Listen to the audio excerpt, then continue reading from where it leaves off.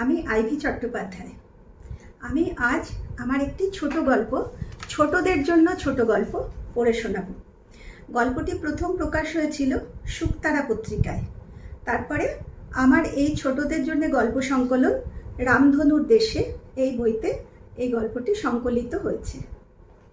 গল্পের নাম মহুলডোর আর তিতির। জঙ্গল ঘেঁষে নদীর ধারে একটা গ্রাম।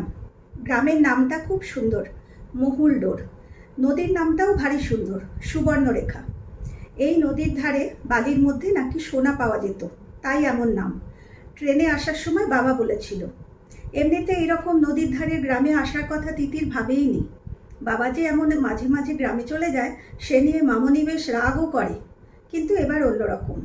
এবার বাবার সঙ্গে তিতির আর মামনি ছাড়াও শর্মিলা আন্টিরা আর কুশল কাকুরা এসেছে।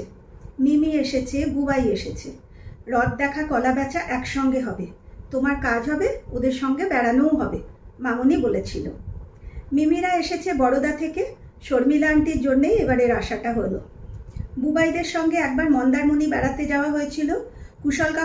কুশল কাকুরা বেড়াতে যাবার কথা শুনলেই রাজি। পাহাড় ঘেঁষে জঙ্গলের ধারে একটা সুন্দর গেস্ট হাউসে আছে সবাই। যে পাহাড়টার উপর গেস্ট হাউস, সেই ছোট্ট পাহাড়টা, না পাহাড় না, মামনি বলেছে ওটা টিলা। টিলাটার নাম ফুলডুংরি। কি মিষ্টি নাম, মহু আন্টি বলেছিল। বুবাই শুনে খুব হেসেছে। ডুংরি শুনেই ওর নাকি টেংরি মনে পড়েছিল।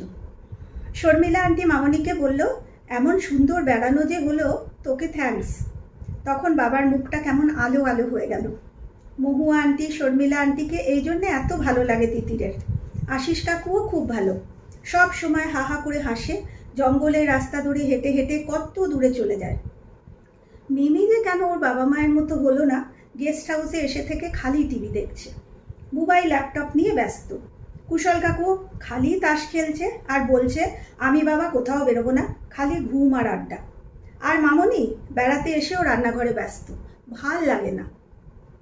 এই যে আজ বাবার সঙ্গে মহুলডোরে এসেছে তিতির, কেউ সঙ্গে এলো না। শর্মিলা আন্টির যে এত ভাল লাগছিল জায়গাটা, তবু কেন যে বাবাকে জোর করছিল, বেড়াতে এসে কাজ কেন, আমরা কেউ যাব না, আপনাকেও যেতে দেব না। মিমি বুবাই কেউ আসবে না জানাই কথা, আশুষ কাকুকেও আসতে দিল না কেউ। তিতিরকেও তো মামনি আসতে দিচ্ছিল না। সারাদিন কোথায় রোদে রোদে ঘুরবি, যাস না তিতির, মহু আন্টি চিকেন বিরিয়ানি রান্না করছে। চিকেন বিরিয়ানি শুনে জিভে জল এসেছিল, তবু তিতির বাবার সঙ্গেই আসতে চাইল। ভাগ্যিস। এমনিতেও বাবার সঙ্গে কোথাও বেড়াতে যাওয়ার মজাটাই আলাদা। বাবা কখনো তিতিরকে বকে না, মামনির মতো সর্বক্ষণ খাও খাও করে না, মজার মজার গল্প বলে। বাবার সব কথা অবশ্য তিতির বোঝে না। এই যেমন আজ সকালে শর্মিলা আন্টিকে বলল, কি যে কষ্ট, গেলে দেখবে, জল নেই, খাবার নেই, কত রকম অসুখ, আমার না গেলে চলে। যেখানে এত কষ্ট, এত অসুবিধে, সেখানে বাবার জন্য বাবার এত কিসের ইচ্ছে কে জানে। মহুলডোরে এসে কিন্তু সত্যিই ভালো লাগছে। ছোট্ট গ্রাম, 20-22টা কুড়ে ঘর, একটা মাত্র চাপা কল, একটা পুকুর আছে। নদীর ধারের গ্রাম হলেও নদীর জলে গ্রামের লোকের কাজ মেটে না। এখানটায় নদীতে জল কম, শুধু বড় বড় পাথর। কিষান কাকার সঙ্গে নদী দেখে এসেছে তিতির। বাবাকে গেস্ট হাউস থেকে আনতে গেছিল কিষান কাকা। তিতির বাবার সঙ্গে গ্রামে যাবে শুনে খুব খুশি। আপনি একদম চিন্তা করবেন না ভাবিজি, আমি মুন্নিকে সামলে রাখবো, মামনিকে বলছিল বারবার। মহুলডোরে এসেও সবাইকে বলে দিয়েছে, মুন্নি এসেছে, ডাক্তারবাবুকে জলদি জলদি ছেড়ে দিও ভাই সাব। বাবাকে দেখে সবাই হাত জোড় করে জোহার জোহার বলছিল। বাবা বলে দিল, আদিবাসী মানুষরা ওইভাবে নমস্কার বলে। মেয়ে বউরা কেউ কেউ বাবার পায়ে হাত দিয়েও প্রণাম করছিল। আর বাবা যখন প্রেশার মাপার যন্ত্রটা বার করলো, সবার সে কি হুড়োহুড়ি। সবাই লাইনে দাঁড়াও, লাইনে দাঁড়াও, কিষান কাকা জোরে জোরে বলতে লাগলো। তিতিরের হাত ধরে গ্রামে ঘুরলো। তারপর কুঁড়ে ঘরগুলোর কি সুন্দর রঙিন দেওয়াল, দেওয়ালে নানা রকম ছবি আঁকা, তীর ধনুক, হরিণ, বাঘ, লাঙল, চাকা। সবুজ একটা দেওয়ালে হাত দিয়ে দেখছিল তিতির। কুঁড়ে ঘর থেকে মুখ বাড়ালো তিতিরের মতোই একটা ছোট্ট মেয়ে। এই লালি, এদিকে আয়, এই দেখো মুন্নি দিদি, এই লালি কিন্তু স্কুলে পড়ে। আজ লালি, বন্ধুকে গা দেখাবি না?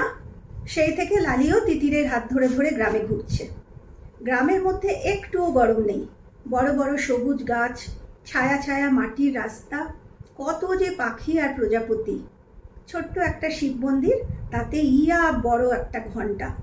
লালির সঙ্গে তিতিরও জোরে জোরে ঘন্টা বাজিয়েছে। নদীর মধ্যে একটা বড় কালো পাথরে বসে জলে পা ডুবিয়ে ডুবিয়ে খেলা করছে। নদীর জলে খানিকটা ছায়া, খানিকটা রোদ্দুর। রোদ্দুর পরে জলটা চিকচিক করে উঠছে। কি যে সুন্দর! বাবা যে কেন বারবার গ্রামে আসে বেশ বুঝতে পারছে তিতির এখন। দুপুরবেলা কিষান কাকার মায়ের কোলে বসে খিচুড়ি খেয়েছে। বাবা হেসে হেসে বলল, কি রে তিতির, তোর যে দেখাই পাচ্ছি না আমি, খুব আদর খাওয়া হচ্ছে দেখছি। খাবার পর তিতিরদের ফেরার কথা। বাবা বকছিল সবাইকে, কেন এখনো পুকুরের জলে কাপড় কাচা বন্ধ হয়নি? পুবপাড়ার কাঁঠাল গাছটা কেন কেটে ফেলেছ? কিষান কাকা আর গ্রামের আরও কজন মিলে বাবার আনা ওষুধপত্র গুছিয়ে রাখছিল। রোগা লম্বা একজন মানুষকে সবাই চাচা চাচা বলে ডাকছিল। বাবা তাকে সব ওষুধ বুঝিয়ে দিল। লালি বলল, উনি আমার বাবা। তারপর অনেকক্ষণ লালিকে দেখতে পায়নি তিতির। ফেরার আগে লালিকে বাই বলতে হবে, কাকে যে জিজ্ঞেস করে তিতির। সবাই বাবার সঙ্গে কথা বলায় ব্যস্ত। দালানের নিচে বসে পাঁচিলের ধার ঘেঁষে দাঁড়িয়ে সবাই। বাবা বলছিল, পুকুরের জলে চান করার সময় কানে জল ঢুকে গিয়ে কানের অসুখ হচ্ছে গ্রামের বাচ্চাদের। বারবার কানের অসুখ হলে বুদ্ধি কমে যায়, তোমরা জানো? পুকুরের জল কিন্তু পরিষ্কার রাখতেই হবে। সবাই ঘাড় নাড়ছিল আর বারবার হাত জোর করে নমস্কার করছিল। এমন সময় মাঠের মধ্যে দিয়ে জোরে ছুটে এলো লালি। সবাই সেই দেখে উঠে দাঁড়িয়েছে। মোহন ভাইয়া, মোহন ভাইয়া বলে একদিকে আঙুল দেখিয়ে হাঁপাতে লাগলো লালি। কি দেখে যেন খুব ভয় পেয়েছে। ঘোমটা মাথায় একজন বউ মানুষ সেই শুনে, ও মোহন রে বলে কেঁদে উঠল। সবাই সেই দিকে দৌড়ে গেল তখন, বাবাও। লালি কাঁদতে কাঁদতে বলল, খিচুড়ি খাবার পর ও মোহন ভাইয়াকে ক্ষেত থেকে ডেকে আনতে গেছিল, তাড়াতাড়ি না এলে খিচুড়ি শেষ হয়ে যাবে না। আর তখন লালি গিয়ে দেখেছে মোহন ভাইয়া ক্ষেতের মধ্যে শুয়ে আছে আর একটা বড় সাপ পাশের লক্ষণ দাদুর ক্ষেত দিয়ে চলে যাচ্ছে। সেই শুনে সবাই জোরে জোরে কাঁদতে লাগলো। দুটো ছেলে সাইকেল নিয়ে চলে গেল। ডমরু ওঝাকে ডাকতে হবে। ডমরু ওঝা আবার গুণিন। ওঝার মন্ত্র পড়ে সাপের বিষ ছাড়ায়, ভূত তাড়ায় তিতির গল্পের বইতে পড়েছে। এখানে এসে শুনছে সত্যি এরম ওঝা আছে। ততক্ষণে সবাই মোহন ভাইয়াকে এনে একটা খাটিয়ার ওপর শুইয়ে দিয়েছে। বাবা একটা ইঞ্জেকশন দিল, বলল, ভয় নেই, সাপটা বিষাক্ত নয়, মোহন ঠিক হয়ে যাবে। কিন্তু কেউ বাবার কথা শুনছে না তখন। সবাই বলতে লাগলো, ডমরু না এলে মোহন বাঁচবে না। ডমরু গুনিনও এসে দাঁড়িয়েছে। বাবাকে দেখে লাল লাল চোখে জোরে জোরে বলল, তুই বিষের কি বুঝিস? ও সাপ নয়, ও ওদের দেবতা। মন্ত্র পড়ব তবেই ও দেবতা ঘুরে আসবে, বিষ টানবে তবেও উঠে দাঁড়াবে। গুনিনের সঙ্গে আসা একটা লোক বাবাকে বকে বকে বলল, তুই আনখাই বলিস নাই, গুনিন যা করার করবে, তুই ঘর যা। বাবা আর কিছু না বলে দালানের ধারে বসে পড়ল। কিষান কাকা তিতিরকে কোলে নিয়ে বাবাকে এসে বলল, চলুন ডাক্তার সাহেব, আমি আপনাদের গাড়িতে তুলে দিয়ে আসি, ইয়ারা এখন আমার কথাও মানবে নাই। বাবা তবু চুপ করে বসে রইল। কজন মিলে একটা আগুনের কুণ্ড বানিয়ে দিল। গ্রামের মানুষরা বলতে লাগলো, আর ভয় নাই, ডমরু গুনিন আসি পড়ছে। বাবা চুপ করে বসে রইল। ডমরুকে দেখে ভয় করছিল তিতিরের। কি সব মন্ত্র পড়ছে, কি যে ভাষাটা বুঝতেই পারছে না। নেচে নেচে লাফিয়ে লাফিয়ে আগুনে কি সব ছুঁড়ে ছুঁড়ে দিচ্ছে। দুটো বড় কালো মোরগ এনে বেঁধে রাখলো একজন। কালা মুরগা না এলে সাপ আসবে নাই, লালি ফিসফিস করে বলল। ডমরুর সাথে আসা লোকদের একজন বলল, একটা কুচকুচে কালো ছাগলও লাগবে। মুসাদের কালা ছাগল আছে, যাক, আর কোনো ভয় নাই, লালি বলল। ততক্ষণে ডমরু ওঝা একটা লম্বা ডাঁটা নিয়ে মোহন ভাইয়াকে জোরে জোরে মারতে শুরু করেছে। বাবা এসে মাঝখানে দাঁড়ালো। ওকে মারবে না, ওর শরীরে এখনো জোর নেই। তারপর এক ধুমধুমার কাণ্ড। গ্রামের লোক দুভাগ হয়ে গেল। একদল বলছে ডমরু গুনিনের ইচ্ছে মতো কাজ হবে। কিষান কাকারা বলছে ডাক্তারবাবু যা বলছে তাই হবে। ডমরু ওঝার লোকেরা জোরে জোরে বলতে লাগলো, ডমরু বাবার অপমান করিস নাই, ও মন্ত্রের জোরে সারা গা পুড়ায় দিবে। সেই শুনে সব বউ মানুষরা কাঁদতে লাগলো। বাবা চুপ করে দাঁড়িয়েছিল। ডমরু ওঝা মাটিতে বসে বড় বড় শ্বাস নিচ্ছিল। বাবা এসে মাটিতে ডমরু ওঝার কাছে বসল। কী সব বলল, ডমরু ওঝা জোরে জোরে মাথা নাড়তে লাগলো। সেই দেখে সবাই ঝগড়া বন্ধ করে এসে ভিড় করে দাঁড়িয়েছে। বাবা উঠে দাঁড়িয়ে ডমরু ওঝার দিকে হাত বাড়িয়ে দিল। এসো ডমরু, আমরা দুজন মিলে ওদের সব বুঝিয়ে বলি। তারপর বাবা মোহন ভাইয়াকে ঘরে নিয়ে গিয়ে শুয়ে দিতে বলল। আর ঠিক সেই সময় মোহন ভাইয়া চোখ খুলে তাকালো। জয়, ডমরু বাবার জয়! কজন হই হই করে উঠল। বাবা সেদিকে তাকিয়ে হাসলো একবার, তারপর ডমরু ওঝার দিকে তাকিয়ে কি একটা বলল।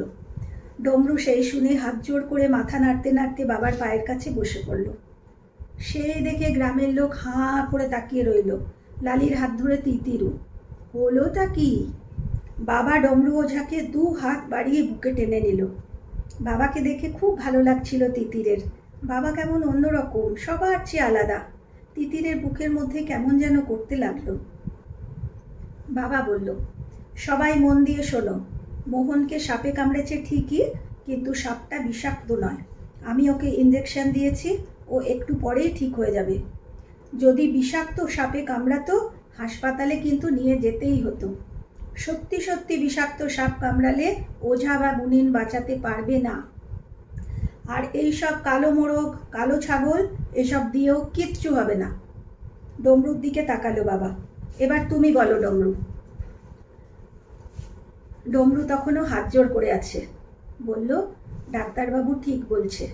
মন্ত্র দিয়ে আমি নিজের বেটাকেই বাঁচাতে পারি নাই। আমাকে ডাক্তারবাবু বলেছে সাপের বিষ ছাড়ানো শিখায় দিবেন। বাবা বলল, মন্ত্রশক্তির কি গুণ আমি জানি না, কিন্তু আমি জানি মানুষের একটা বড় গুণের কথা। সেই গুণের নাম বুদ্ধি, উপস্থিত বুদ্ধি। মানুষ সমস্ত প্রাণীদের মধ্যে সেরা, কারণ মানুষের বুদ্ধি আছে। বুদ্ধি দিয়ে বিচার করো, নিজেরাই বুঝতে পারবে কি করা উচিত আর কি করা উচিত নয়। গ্রামে গ্রামে মানুষ ডমরুর মতো গুণিন ওঝাদের বিশ্বাস করে। আমি ডমরুকে বলেছি সাপে কামড়ালে কি করতে হয় তা শিখিয়ে দেব। বিষাক্ত সাপ কামড়ালে কি করতে হবে, তারপর কত তাড়াতাড়ি হাসপাতালে নিয়ে যেতে হবে, ওকে আমি সব শিখিয়ে দেব। ডমরু নিজেও জানে কোনটা ঠিক কোনটা ভুল। ওকে সবাই এত বিশ্বাস করে, ভরসা করে, মন্ত্র পড়ে যদি বাঁচাতে না পারে ওরও তো কষ্ট হয়। ফিরতে ফিরতে সন্ধে হয়ে গেল। গাড়িতে ওঠার সময় লালি হাত ধরে বলল, আবার এসো। কিষান কাকা বলল, শীতের সময় এসো মুন্নি দিদি, এবার মাকেও নিয়ে আসো। সবাই তিতিরের মাথায়, গালে, কপালে হাত বুলিয়ে দিতে লাগলো। বারবার বলল, আবার এসো, আবার এসো। খুব ভালো লাগছিল তিতিরের। মনে হচ্ছিল সবাই কত দিনের চেনা। গাড়িতে বসে বাবা বলল, বুঝলি তিতির, আসল জিনিস যেটা চাই তা হলো শিক্ষা। এখন মহলডুরের ছেলেমেয়েরা স্কুলে যাওয়া শুরু করেছে তো, ওরা একদিন এইসব বুজরুকির বিরুদ্ধে রুখে দাঁড়াবে। ঠিক দাঁড়াবে, দেখিস। অশিক্ষা যে মানুষের সবচেয়ে বড় শত্রু। তারপর পকেট থেকে মোবাইল বার করেই বাবা বলল, এ হে তিতির, কতগুলো মিস কল দেখছিস, আজ তোর মামুনি যা বকবে না। সত্যি রে, খুব দেরি হয়ে গেছে, দাঁড়া আগে একটা ফোন করে দিই ওদের। সামনের রাস্তাটা ফাঁকা, মাঝে মাঝে হেডলাইট জ্বালিয়ে এক একটা ট্রাক আসছে। সেই আলোয় চারদিকে জঙ্গলটা আলো আলো হয়ে উঠেছে। মাথার ওপর মস্ত একটা চাঁদ। কাল দোল পূর্ণিমা, দোলের ছুটি কাটাতেই সবাই মিলে বেড়াতে আসা। চাঁদের দিকে তাকিয়ে তিতির ফিসফিস করে বলল, আমিও ডাক্তার হব বাবার মতো, আর এমনি করে আমি বারবার মহলডোর আসবো। সেই শুনে চাঁদ মিষ্টি করে হাসতে লাগলো। রাস্তার ধারে জঙ্গল থেকে গাছপালার শাখাগুলো মাথা নাড়াতে লাগলো।